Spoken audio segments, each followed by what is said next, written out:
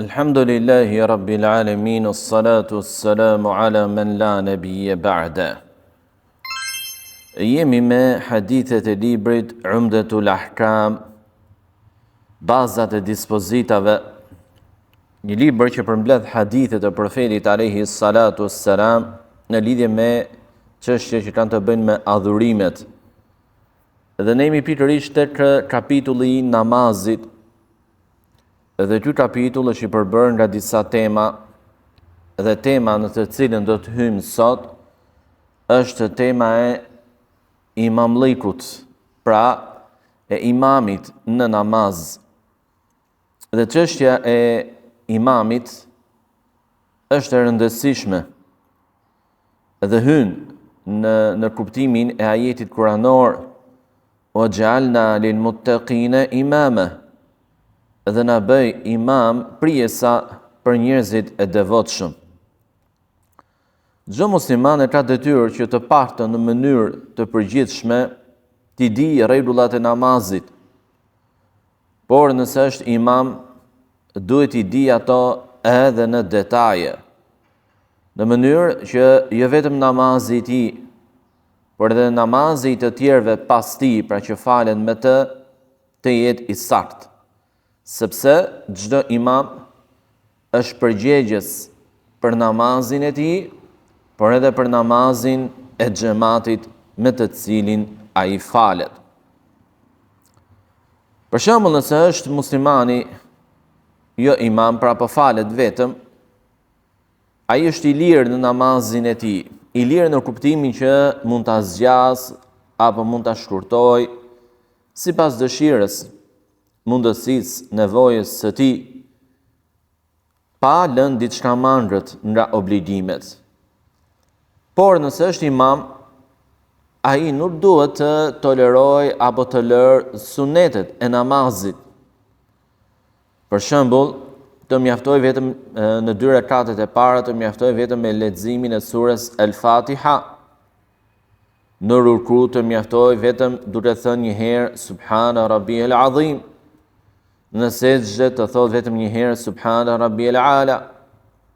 Por kështu edhe në fillim të namazit të mos vi me duan hapse, dhikrin hapës, por të hyj direkt, të filloj direkt leximin e Kur'anit, surës Fatiha. Këtë gjë imami nuk duhet ta bëj, sepse është përgjegjës, është emin, garant, besnik për namazin e tij dhe namazin e të tjerëve. Ama nëse është vetëm muslimani dhe bën diçka të tillë, nuk ka gjuna në të. Por kështu, imami nuk mund të falet apo nuk mund ta zgjas namazin përkundrejt dëshirës së tij të madhe, nëse kjo zgjatje nuk është në përputhje me sunetin e profetit alayhi salatu wassalam. Është përcjell që profeti alayhi salatu wassalam ka falur në namazin e akşamit apo ka lexuar në namazin e akşamit tërë surën Al-Araf. Por nuk e ka bërë për herë, nuk e ka bërë shpesh diçka të tillë. Dhe nëse një imam i nisur nga dëshira e mirë, niyeti i mirë, e bën këtë gjë shpesh, atëherë ai ka një defekt, ka një gabim në xhamatin apo namazin e tij. Sepse profeti alayhi salatu wassalam nuk e lexonte këtë gjë shpesh, por ka ndodhur rrallë prej tij. Dhe gjithashtu duhet të dimë se imami duhet të falet në përputhje me sunetin e profetit alayhi salatu wassalam. Dhe kjo gjë nuk është e vështirë, sepse namazi i profetit alayhi salatu wassalam është përcjell, është treguar nga sahabët në mënyrën më të bukur, më të qartë dhe të detajuar. Kështu nëse imami në namazin e sabahut këndon Kur'an aq në një gjatësi të përafërt me atë që është përcjell nga profeti alayhi salatu wassalam, siç mund të lexoj në sabahun e ditës së xuma në rekatin e parë surën e Sejdë, pastaj në rekatin e dytë surën e Al-Insan, dhe dikush nga xhamati mund ta shohte si një zgjatje të tepërt dhe ti drejtoj një kritik imamit. Imami nuk duhet të ndikohet nga fjala e xhamatit në një rast të tillë, për aq kohë sa i falet në përputhje me sunnetin e profetit alayhi salatu wassalam. Por ja sqaron xhamatit që kjo është përcjell nga profeti alayhi salatu wassalam, kjo është më e mira që duhet të bëjmë ka shpërblimin më të madh e tjerë, dhe xhamati inshallah e pranon diçka të tillë. Hadithi i parë që sjell autori Al-Hafidh Abdul Ghaniu Al-Maqdisiu, Allahu më shiroft, në librin e tij në lidhje me të temë, është hadithi e Abu Hurairës radhiyallahu ta'ala anhu, i cili tregon dhe thotë se i dërguari i Allahut sallallahu alaihi wasallam ka thënë: "Amma yakhsha alladhi yarfa'u ra'sahu qabla al-imam an yuhawwila Allahu ra'sahu ra's himarin aw yaj'ala suratahu surata himar." A nuk ka frikë ai i cili e ndren kokën e tij përpara imamit, se Allahu mund t'ja shndrojë kokën në kokë gromari, apo pamjen e tij në pamje të gromarit? Ky hadith i profetit alayhi salatu wassalam ka të bëjë me një gabim që ndodh nga disa musliman në nxitime sipër, i bëjnë veprimet e namazit përpara imamit, dhe kjo është e ndaluar rreptësisht, gjunaf i madh. Është gjunaf i madh me argumentin se profeti alayhi salatu wassalam përmendi dënim dhe lloj të dënimit për atë që e bën diçka të tillë, siç mund të jetë për shembull e ngren kokën nga rukuja përpara imamit, trupin, por të shumë ngrihet nga sejdja përpara imamit, por të shtu edhe veprimet e tjera i bën përpara imamit. Dhe për një rast të tillë, profeti alayhi salatu wassalam përmendi dënim. Dhe dënimi i përmendur nuk është i vogël. Cili është se Allahu mund t'ja shndrojë kokën në kokë gromari, pra nga një kokë njeriu në një kokë gromari. Disa dietar thonë që është në kuptimin metaforik. Pra që ai do të ketë cilësi të gromarit, siç mund të jetë trashësia, pra njëri idiot që nuk kupton. Sepse gromari përmendet në proverba të ndryshme të popujve për të cilësitë të tij. Dhe Allah subhanahu wa taala në Kur'an thot: "Mathalu alladhina humilu at-taurata thumma lam yahmiluha kamathali al-himari yahmilu asfara." Shembulli i atyre të cilëve u është dhënë Teurati, e morën atë, por nuk e zbatuan, është si shembulli i një gromari që mban libra. Pra gromari ka barë libra, pra diçka me vlerë të madhe, dhe ai ka ato me vete, por nuk mund të përfitojë prej tyre. Pra gjendja e tij mbetet një lloj, si ti ketë, si mos i ketë. I tillë është edhe shembulli që përmend Allahu në ajet kuranor, që Beni Israilve u dha Teuratin, në të cilin ka dritë, dituri, udhëzim nga Allahu i lartësuar, por ata e lanë pas dore, i thyen shpinën. Nuk e zbatuan atë, nuk ju përmbajtën atij, apo akoma edhe më keq, e ndryshuan atë. Është si shembulli i gromarit, thot Allahu i lartësuar, që mban libra. Ndërsa dietarë të tjerë thonë që është në kuptimin real, konkret, pra që Allahu subhanahu wa taala ja shndron kokën në kokë gromari. Dhe ky është edhe mendimi më i saktë, duke i përmbajtur aparencës së tekstit, të hadithit të profetit alayhi salatu wassalam. Dikush mund të thotë, kemi parë njerëz, njohim njerëz të cilët e bëjnë të veprim. Pra e paraprin imamin, ngrihem para imamit, bien para imamit, dhe nuk i kemi hasur, nuk i kemi prekur, apo nuk i kemi parë një dënim të tillë në këta njerëz. Përgjigja për të gjë është se profeti alayhis salatu wasallam tha, mund të janë shndrojë Allahu. Pra mund të ndodh, por edhe mund të mos ndodh.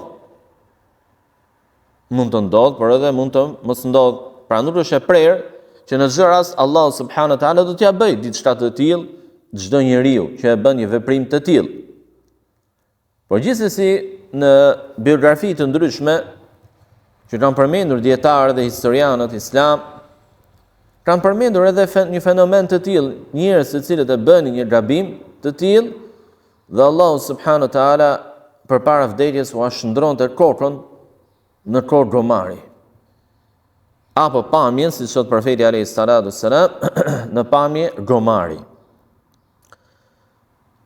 Muslimani kur dëgjon një hadith të tillë, duhet të frikësohet, duhet të shtoj kujdesin për namazin e tij, të mos nxitoj, sepse sado që të nxitoj, ai nuk del nga namazi përpara se të mbaroj imami. Prandaj merre me qetësi, përqendrohu në rukun tënde, në sejdën tënde, në dhikrat që bën, në leximin e Kur'anit, dhe të jesh i sigurt se përpara se të japi imami selam, ti nuk del dot nga namazi. Prandaj mos nxito as në rukun tënde dhe as në sejdën tënde. Cilat janë dobit e hadithit? Nga dobit që përmban ky hadith është se namazi i xhamatit është i lidhur me namazin e imamit në mënyrë të përgjithshme. Në mënyrë të përgjithshme. Pra, ti do të falesh aq gjatë sa që falet dhe imami, duke pasuar atë, sepse profeti alayhis salatu wasallam ka thënë, innama ju'ila al-imamu liyutamme bih. Nëse falet imami shkurt, edhe ti do të falesh shkurt. E nëse falet imami ngadalë, edhe ti do të falesh ngadalë. E nëse falet imami shpejt, pra shpejtësi brenda kufive normal të pranuar, që nuk largon përqendrimin në namaz, nuk të pendon nga përqendrimi në namaz, edhe ti do të falesh në këtë mënyrë. Dhe kjo në çështjet e dutshme, siç janë veprimet, qëndrimi në këmbë, rukuja, sejdja e tjerë, por jo edhe në ato çështje të cilat janë të brendshme. Për shembull, nëse imami po falet pa abdes, jo nga haresa, por me vetdije, mund të ndodhë kjo gjë? Po, mund të ndodhë. U kujtua në rekatin e tretë për shembull, apo gjatë namazit që nuk ka abdes, apo e prish abdesin, dhe ka turp të madh të dalë nga namazi, nga fjalët që mund të thonë njerëzit, dhe e vazhdon namazin pa abdes, ndërkohë xhamati nuk i di, mendon dhe beson që ky imam është me abdes.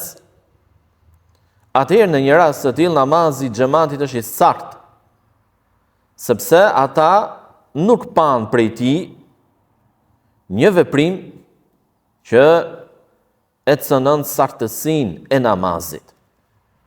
Por kështu edhe nëse ndryshon niyeti ndërmjet imamit dhe xhamatit. Imami për shembull po fal namazin e ikindis, një pjesë e xhamatit udhëtar kanë ardhur, s'kan falur akoma namazin e les, e filloi namazin me këtë imam, dhe niyeti i tyre është yleja, dreka.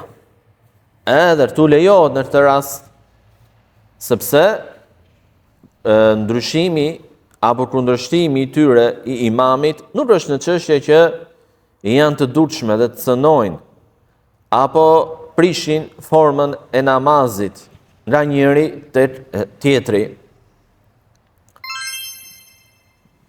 Dhe është transmetuar se profeti alayhis salatu wassalam kur u fal me banorët e Mekës në vitin e çlirimit, tha: "Ja ehle Mekka, atimmu fa inna qaumun musafirun." Fa inna qaumun safarun. O banorë të Mekës, ju plotësojeni namazin, sepse ne jemi udhëtar. Pra ne që po vim nga Medina kryesisht, jemi udhëtar, do ta falim shkurt. Dhe kur të mbarojmë në 2 rekatëshin tonë, të farzit, të shkurtuar, ju ngrihuni pa dhënë selam, plotësojeni pra. Pra këtu jemi të bëjmë me një ndryshim të formës së namazit, e cila edhe pse është e dukshme, nuk ndikon. Namazi mbetet i saktë për të 2 palët. Por kështu nëse namazi i imamit ka më shumë rekat se ai i xhamatit. Për shembull, nëse njëri është udhëtar dhe tjetri është mysafir, imami do fali namazin e yatsis. Vjen dikush që është udhëtar apo për një arsye të pranuar në fe, nuk e ka falur akoma namazin e akşamit. Dhe ne dim që namazi i yatsis ka 4 rekat, dhe i akşamit ka 3 rekat. Imami do fali yatsin 4 rekat, ky do fali 3 rekat akşamin, sepse do ruaj renditjen në namazeve. Nëse kap imami në rekatin e dytë, nuk ka asnjë problem. Sepse 3 rekate i kanë mbetur imami, 3 do fali dhe ky dhe është në rregull. Por çështja është nëse kap imami që në rekatin e parë, atëherë në një rast të tillë, thon dietarët, e fillon namazin me imamin, ky me niyet akşami, imami niyetin e tij të yatsis, dhe kur imami të jetë në rekatin e tretë dhe ngrihet për të vazhduar rekatin e katërt, ky njeri rri ulur, bën tehiyatin të shahudin e fundit, jep selam dhe ngrihet dhe kap. Nga ai rekat i fundit i imamit, që është i fundit i yatsis e imamit, dhe i pari i yatsis për të. Nëse ka përpara rukus, çtu vepron në një rast të tillë. Por nëse ka imami më pak rekate se xhamati, për shembull vjen dikush udhëtar, njeri me vlerë, me dituri, hoxhi mirë e tjerë, dhe xhamati dëshiron që ta nxjerrë imam. Dhe ai dëshiron që të ruajë sunetin e profetit alayhis salatu selam, që në udhëtim shkurtonte namazet. E fal namazin e tij 2 rekat dhe xhamati ngrihet dhe e plotëson. Pra edhe këtu nuk ka asnjë problem. Dhe përmendëm më parë që profeti alayhis salatu selam kur u fal me banorët e Mekës, u tha atyre: plotësojeni ju sepse ne jemi udhëtar. Kur duhet ta thotë këtë fjalë imami? Në fillim të namazit apo kur e përfundon? E saktë është që kur e përfundon. Sepse nëse e thotë në fillim të namazit, atëherë gjatë namazit mund të vinë persona të tjerë që nuk e kanë dëgjuar, dhe kur imami mbaron, mund të mendojnë gabim. Kjo për të qenë sa më në përputhje apo sa më largë mendimeve paqartësive që mund të shkaktohen në namaz. Dhe nga argumentet që tregojnë se lejohet në një rast të tillë, pra që xhamati të fali, si ishte shembulli që i personi që e kapi imamin e yatsi dhe ndërkohë vetë nuk ka falur akşamin, dhe kur imami në rekatën e tretë u ngrit për të katërtin, ky dha selam, dhe ky bëri tehiyatin të shahudin e tjerë dhe dha selam, dhe pastaj u ngrit për të kapur imamin në rekatin e katërt të yatsis, ndërkohë që për të ishte i pari.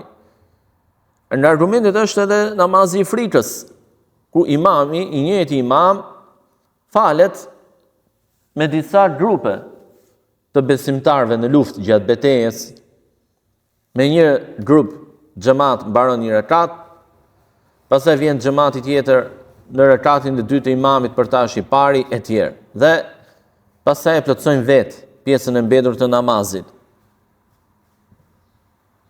Pra lejohet, ka argument në shariat për diçka të tillë, që dikush që është lidhur me imamin të shkëputet dhe të falet veç.